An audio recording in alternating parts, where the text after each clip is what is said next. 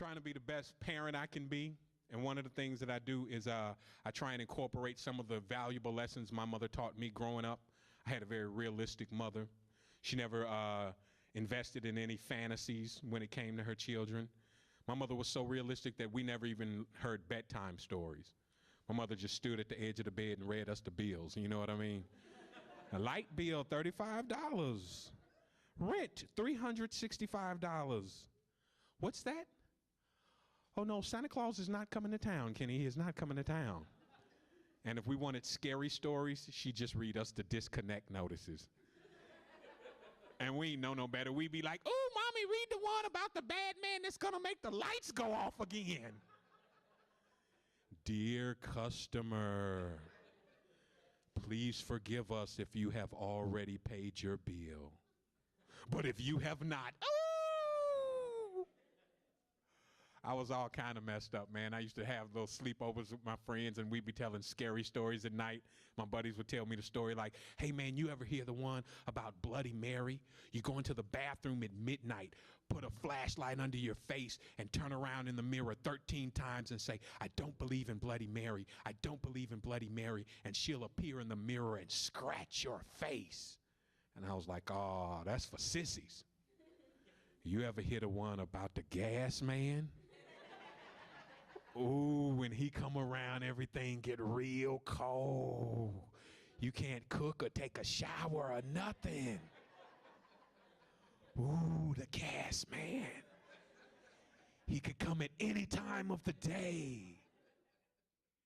They think Survivor was the #1 reality show that first came out.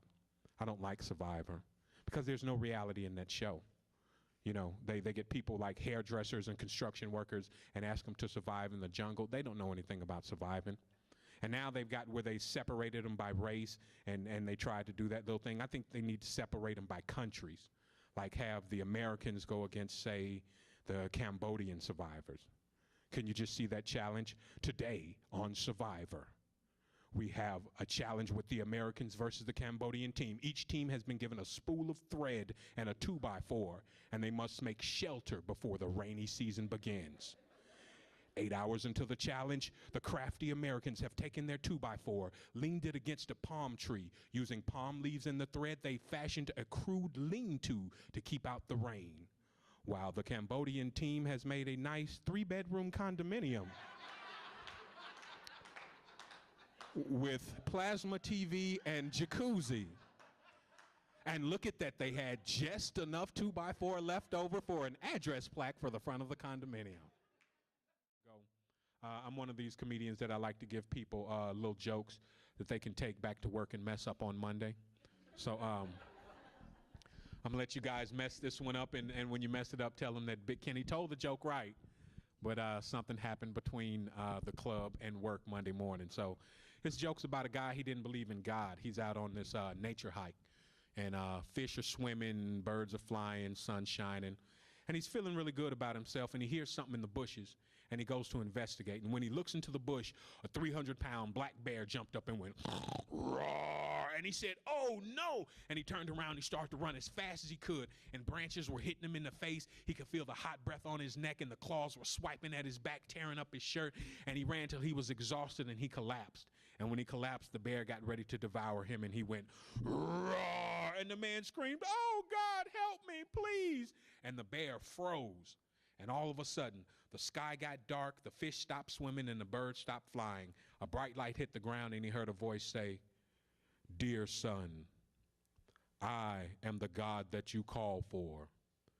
Yet having watched you your entire life, I know that you have never believed in me. Therefore, there is nothing that I can do for you." And the dude said, "Wait a minute, God. Everything they told me about you, they said you were a forgiving God. So if you can't do anything for me, please make this bear a Christian." God said, "Are you sure that's what you want?" He said, "Yes." He said, "Then my son, I shall do that." And the light disappeared, and the birds started to fly, and the fish started to swim, and the bear came back to life and went, "Rah!" Lord, thank you for this food I'm about to receive right now. In the name of the Father and the Son.